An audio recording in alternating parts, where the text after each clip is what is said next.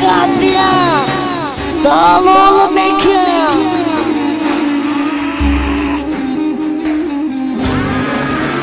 Yaz demişler sevenler anlar, damarım kurudu gözümde yaşlar, halimi bittik dostum anlar. Hayat yolunda sesleri açlar, seven biri can zevine takmaz, seven olursa umrunda olmaz. Neden be dostum sevenimiz olmaz, kaderim elimde, dırdır bende. İçtim ben her gecemde, isyan ettim mahvide Rabbi, günaha girdim senin sayende. Kalbime